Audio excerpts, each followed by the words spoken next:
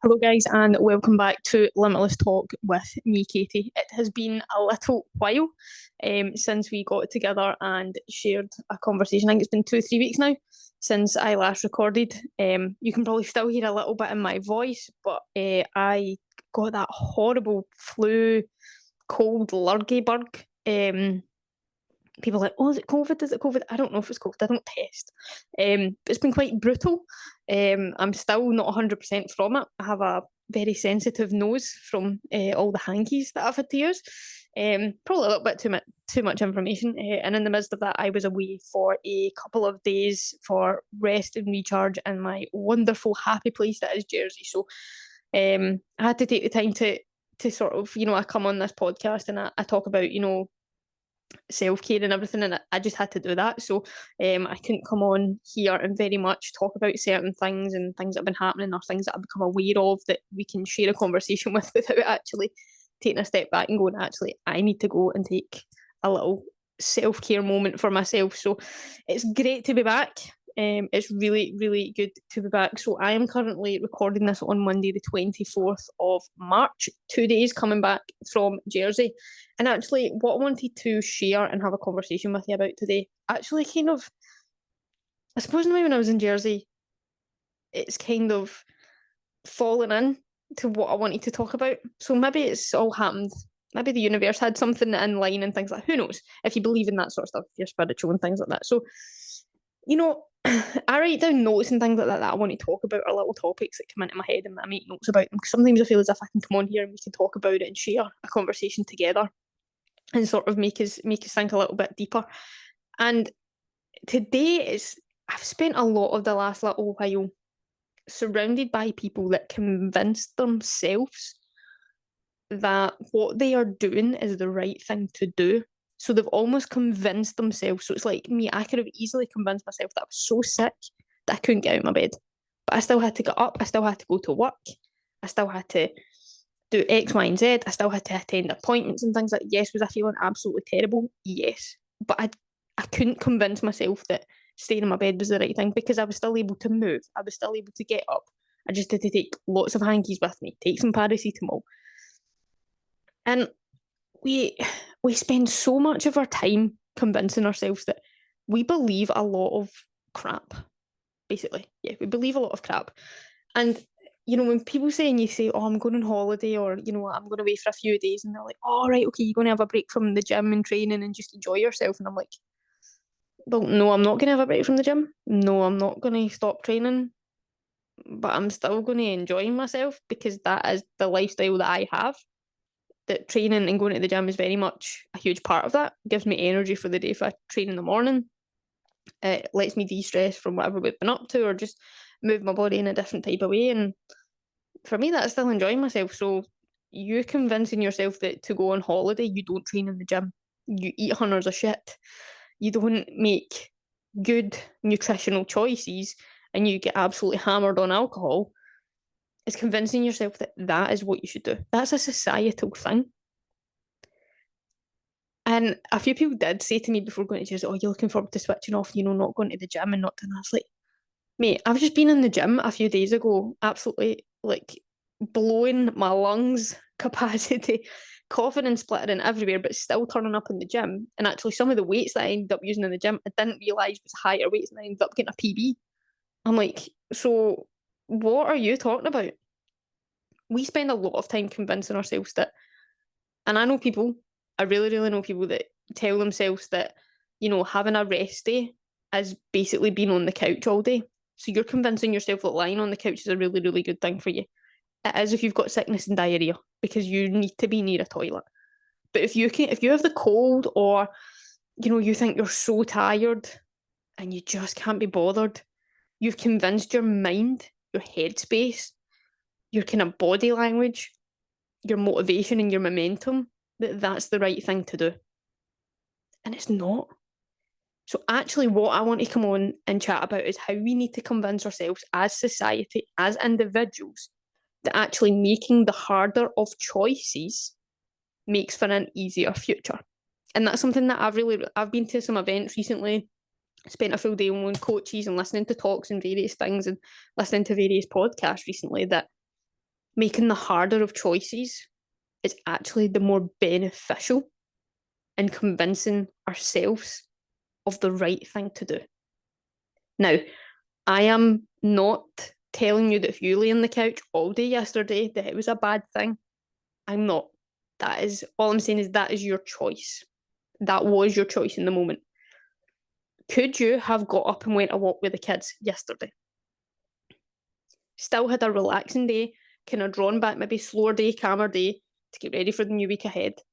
But could you have made a different choice? Could you have convinced yourself that actually there's going to maybe come a time in life, or there's some people that don't have that choice? If I go back to being and put my funeral director's hat on, that is where it comes from, this convincing ourselves mindset, this convincing ourselves that relaxing, chilling, eating the takeaway, drinking the alcohol, making today a rest day, making today just, I'm just going to have that cake, I'll be fine tomorrow, is convincing ourselves that that in the moment is the right thing to do. But actually, if you think about the harder choices, so if you were that person that kind of spent a lot of the time on the couch yesterday when they could have been for a walk, could have made better nutritional choices, could have played with the kids, could have done something as a family, could have went and seen someone, could have created a memory that will last a lifetime. That is what convincing yourself is the difference of the better version of yourself compared to this version of yourself that's just accepted the societal standard. Now, I train in the gym 6 days a week. I train in the gym when I'm sick, unless I need to be near a toilet sick, or I've got a leg hanging off, and an arm hanging off, my head hanging off. That's what I'm going to do. Now, there was a time where I would not have done that. I would have convinced myself that having a cold was the perfect excuse not to turn up to the gym, not to go to my work, not to do and be and feel energized or get into that energetic zone. Yes, it's hard when you've got the cold or any type of illness, but I could still turn up and do it. And I've had to learn that the hard way. I've had to go through every excuse in the sun, every convincing factor to actually get to the point where it's like, well, why am I making easy choices for myself when I don't want to have an easy life? I want to be challenged. I want to feel energetic. I want to be the 10 times version of myself that I know I'm capable of being. I want to believe that I can push through it, no matter how tough it's going to be. So actually learning to convince myself that getting up off that couch and going for the walk is actually going to be beneficial, and I'm going to feel so much better for it, and wish that I hadn't went through this convincing myself stage of the couch is the better option, then I'm going to be 1% better. I'm going to be that 1% better than that person that didn't get off their arse yesterday off the couch.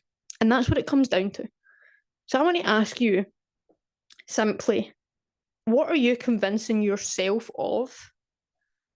Whether it be the takeaway that you never planned to have at the weekend, but you had it, the lack of exercise that you've done in the last little while, the lack of fresh air that you've had, the more Netflix time that you've had, the more alcohol that you've had, the more chocolate at night you've had. What are your reasons for why you did all that? And I want you to write it down, say it out loud, look in the mirror, say it to yourself, or just think about it right now. And I bet there's a lot of you thinking or saying out loud to yourself or thinking, oh yeah, I did that because actually I thought it made me feel better, but I actually felt like shit after it. I felt guilty after it. It didn't really make a difference to my life by doing it. It just made me feel that I put on weight. It just made me even more tired than I was. Like I felt really like lethargic. I just felt like a sack of spuds sitting on the couch. But there's a lot of that coming to mind right now. So let's reframe that. Let's reframe that situation and that question that we went through together, that we've talked out. What could you convince yourself differently to have a positive, beneficial, energetic, and better version you outlook? So how can you convince yourself on the more positive outlook of basically the reason why you're about to go for a walk and get up off the couch and go for that walk? Why you're not going to eat the full chocolate bar, but you're going to have a little bit of it. Why you're going to be exercising, maybe not to the challenging, because maybe you just can't jump from A to Z, so you just want to go from A to B, or just a little bit in between.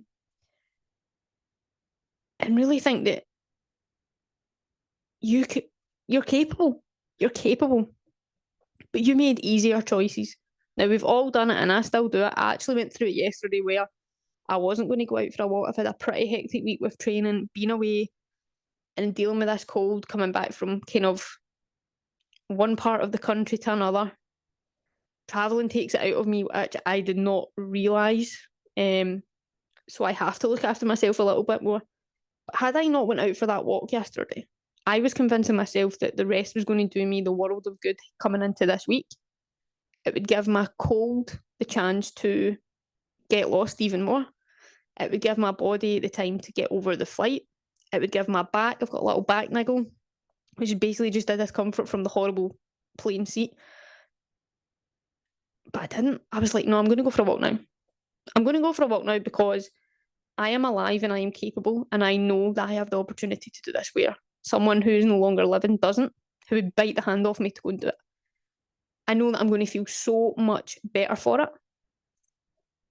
I know that if I want to be this everyday athlete that I have this vision of becoming, then I need to act.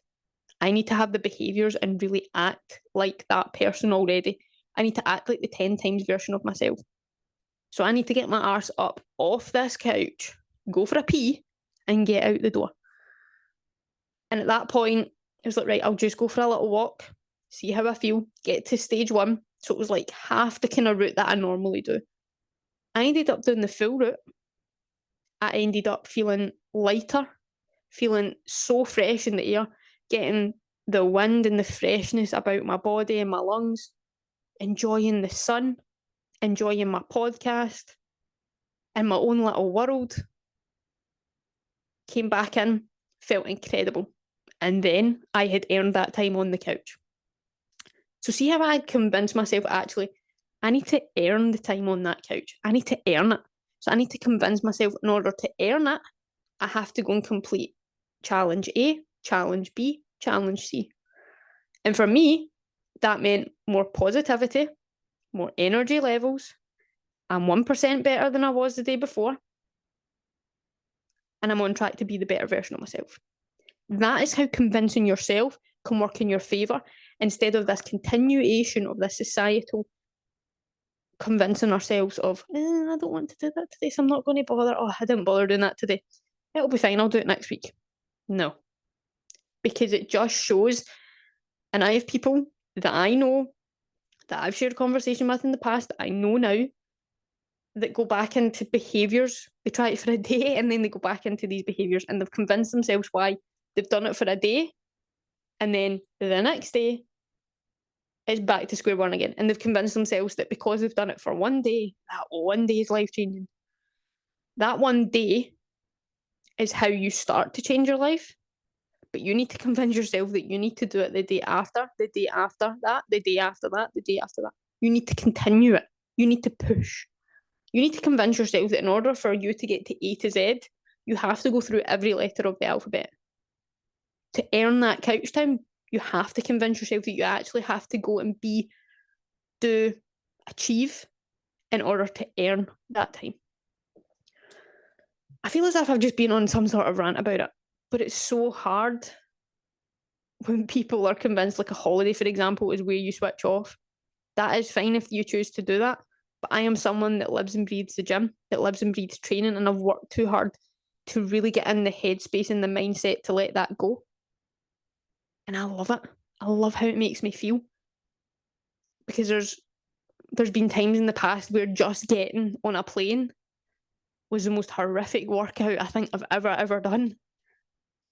So now I appreciate it in a different way. And I think you have to go through these points of convincing ourselves that what I would class as not good behaviour, not good headspace, not good mindset, you have to actually go through it.